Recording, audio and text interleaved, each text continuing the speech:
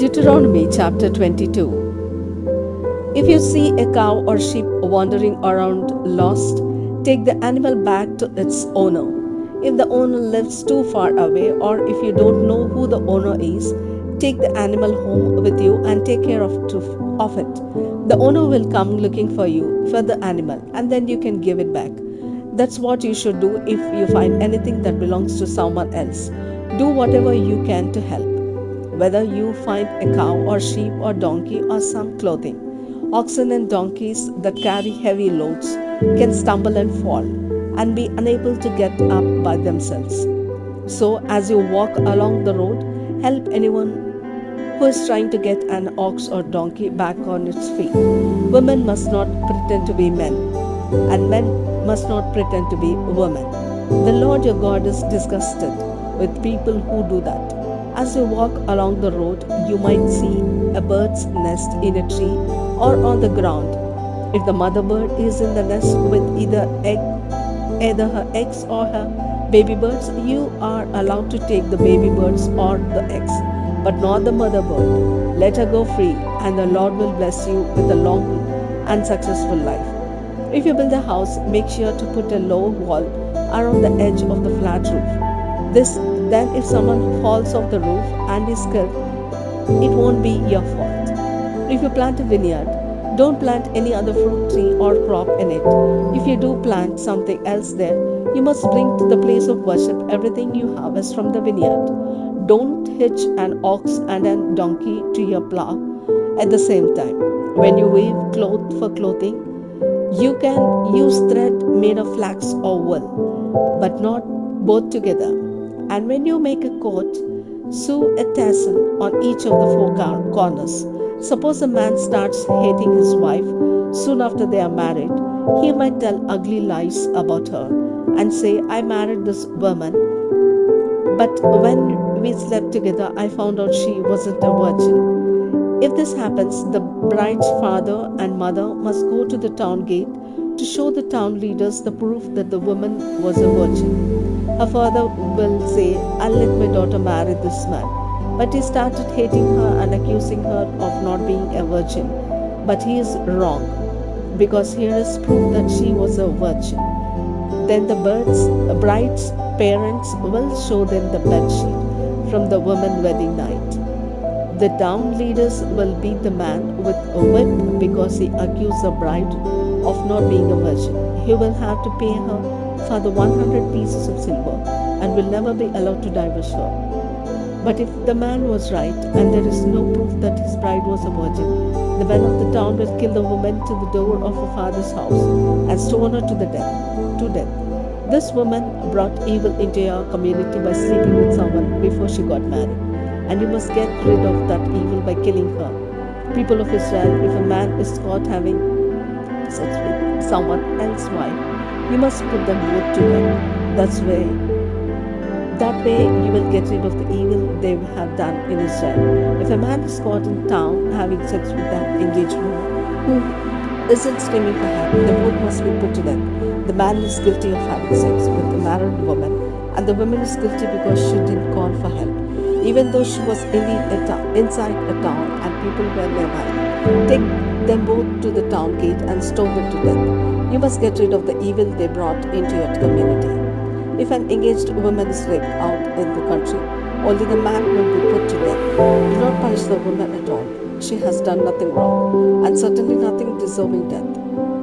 This crime is like murder because the woman was alone out in the country when the man attacked her. She screamed, but there was no one to help her. Suppose a woman isn't engaged to be married and the man talks her into sleeping with him. If they are caught, they will be forced to get married. He must give her father 50 pieces of silver as a bride price and can never divorce her. A man must not marry a woman who was married to his father, this woman being disgraceful to his father. Deuteronomy Chapter 23. If a man's private parts has been crushed or cut off, he cannot fully belong to the Lord's people.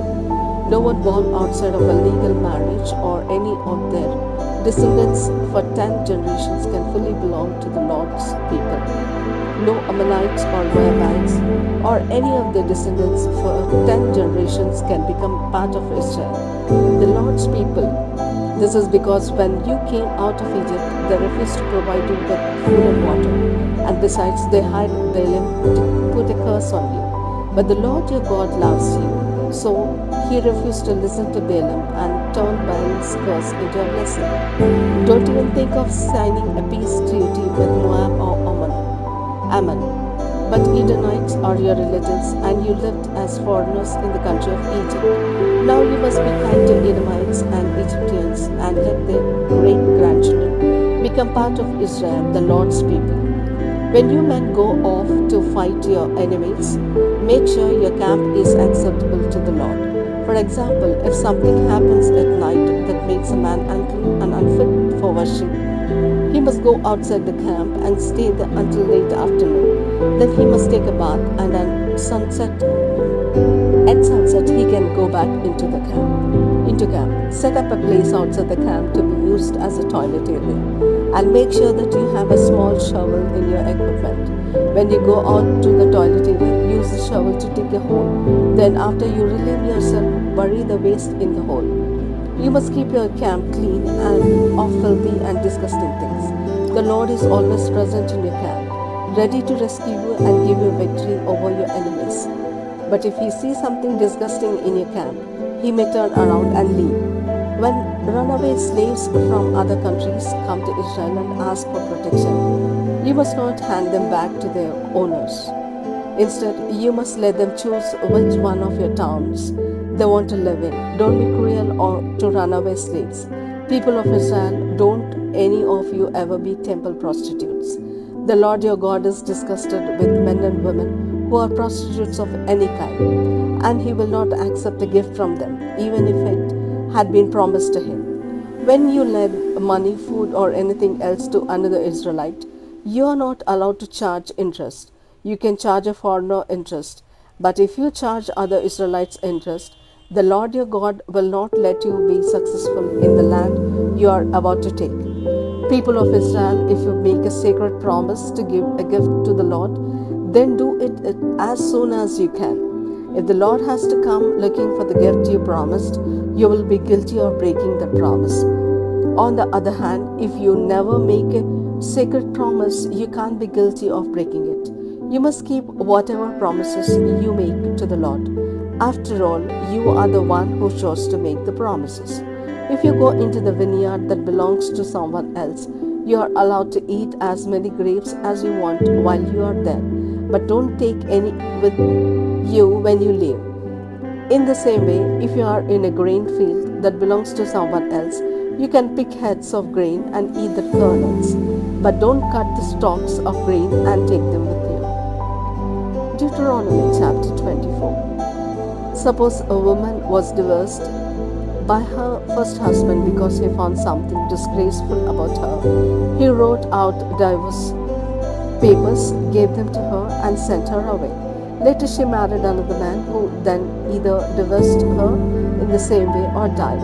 Since she has slept with her second husband, she cannot marry her first husband again. The marriage would pollute the land that the Lord your God is giving you, and he would be disgusted. If a man and a woman have been married less than 1 year, he must not be sent off to a war or sent away to do forced labor. He must be allowed to stay home for a year and be happy with his wife. When you lend money to people, you're allowed to keep something of theirs as a guarantee that they will pay back the loan. But don't take one of both of their millstones, or else they may starve. They need their stones for grinding grain into flour and make bread. If you are guilty of kidnapping Israelite and forcing them into slavery, you will be put to death to remove this evil from the community. I have told the priests what to do if any of you have leprosy, so do exactly what they say. And remember what the Lord your God did to Miriam. After you left Egypt, when you lend money to people, you are allowed to keep something of theirs as a guarantee that the money will be paid back. But you must not go into their house to get it. Wait outside and they will bring out the item you have agreed on. Suppose someone is so poor that a coat is the only thing that can be offered as a guarantee on a loan. Don't keep the coat overnight. Instead, give it back before sunset, and the owner can keep warm and sleep and ask the Lord to bless you. Then the Lord your God will notice that you have done the right thing. If you hire poor people to work for you, don't hold back their pay. Whether they are Israelites or foreigners who live in your town, pay them their wages at the end of each day because they live in poverty and need the money to survive. If you don't pay them on time, they will complain about the Lord, and He will punish you.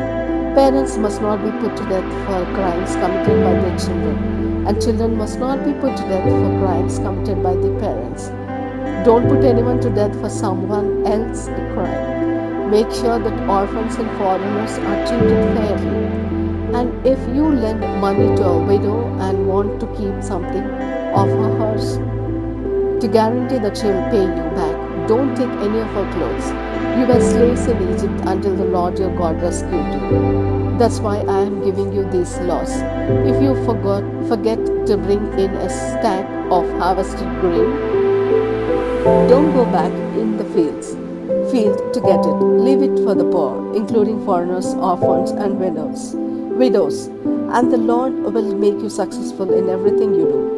When you harvest your olives, don't try to get them all for yourselves, but leave some for the poor. And when you pick up your grapes, go over the vines only once, and let the poor have what is left. You lived in poverty as slaves in Egypt until the Lord your God rescued you. That's why I am giving you these laws.